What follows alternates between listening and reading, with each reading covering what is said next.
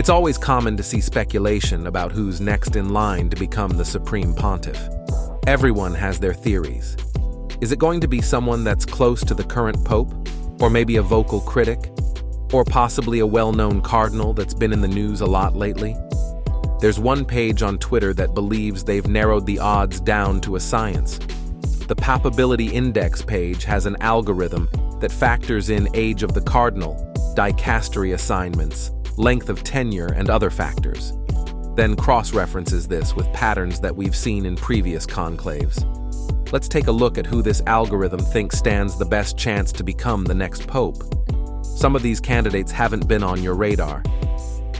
Number 5. Cardinal Peter Erdo. This is a name that actually is heard quite a bit within the papal speculation world.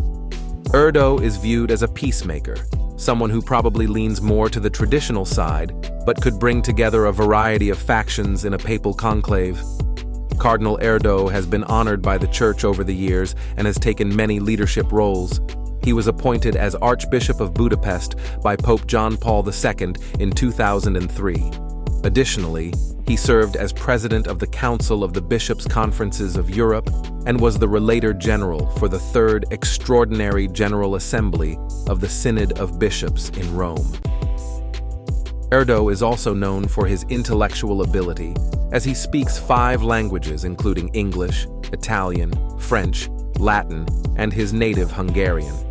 He also became a full member of the Hungarian Academy of Sciences in 2007 and received an honorary doctorate by the University of Navarra in 2011. Erdo is 72 years old and will be entitled to participate in papal conclaves until the year 2032. While it's still possible to be chosen as pope after the age of 80, most are considered out of the running by this point. Number 4. Cardinal Leopoldo Brenes. Now, this is a name that we don't hear very often when it comes to papal speculation. However, Cardinal Brenes meets a lot of criteria when it comes to his age, tenure, and influence within the Church. Brenes has served as the Archbishop of Managua in Nicaragua since 2005 and was appointed to this position one day before the death of Pope John Paul II. He was made a cardinal by Pope Francis in 2014. Brenes has made headlines over the years as he's stood up to the Ortega regime in Nicaragua as the Church has faced significant persecution. The government has imprisoned and deported Catholic clergy in the country as a means to gain leverage over the Vatican, so as to have some say in appointing their own bishops. It's unclear as to the exact guiding philosophy that Cardinal Brenes follows. He's mostly viewed as a moderate and hasn't been very outspoken on any of the hot-button issues within the Church.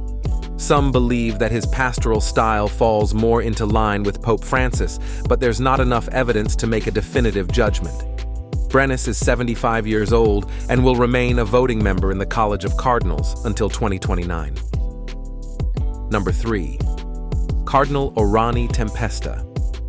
This again is another example of a name you don't often hear in discussions about who will hold the throne of Peter. However, Tempesta fits the criteria as he's only 74 years old and has served as the Archbishop of Rio de Janeiro since 2009. Pope Francis made him a cardinal in 2014, and he went on to be appointed to the Congregation for the Evangelization of Peoples, the Congregation for Catholic Education, and the Pontifical Council for the Laity.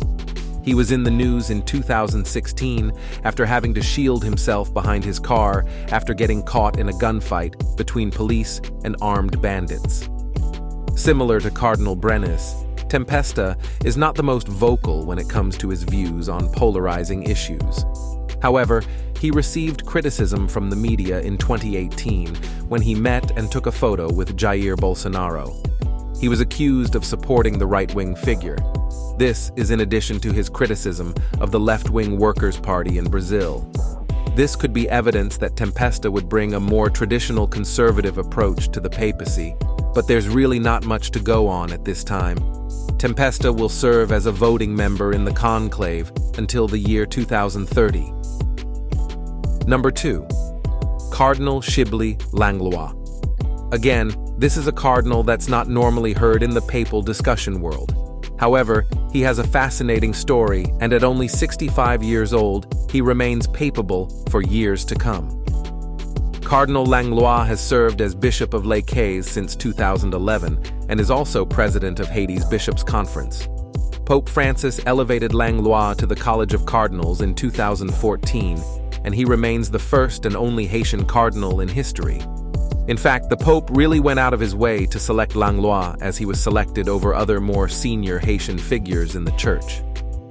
The cardinal has had a few close calls as he was injured during the 2021 Haiti earthquake.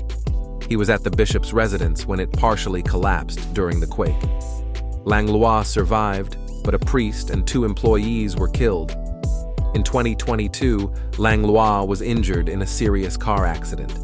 His guiding philosophy isn't entirely clear, although many people believe him to be in the mold of Pope Francis. At a relatively young age, Langlois will remain a voting member of the College of Cardinals until 2039. Number 1. Cardinal Luis Antonio Tagle. Anyone who has been following news from the Vatican is going to be well aware of Cardinal Tagle. He's been topping every list of potential papal successors to Pope Francis, including the betting markets. Pope Francis has diligently worked to elevate him over the years and to place him in some of the most prominent positions in the Vatican. Tagle was the Archbishop of Manila in the Philippines from 2011 until 2020. He left his position to take up his work full-time in Vatican City. Cardinal Tagle is a member of more dicasteries and councils than it's possible to list, but his position as the pro-prefect for the dicastery of evangelization is his most prestigious role.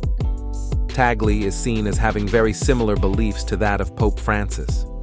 He's called for new language for addressing homosexuals, unwed mothers, and divorced and remarried Catholics, as what has been done in the past is insufficient in showing mercy. He's also been a big proponent of addressing climate change, another big priority for the current pope. Cardinal Tagle would be seen as the continuation of Pope Francis's papacy, and at the young age of 67, he may have more than one shot at the throne of St. Peter.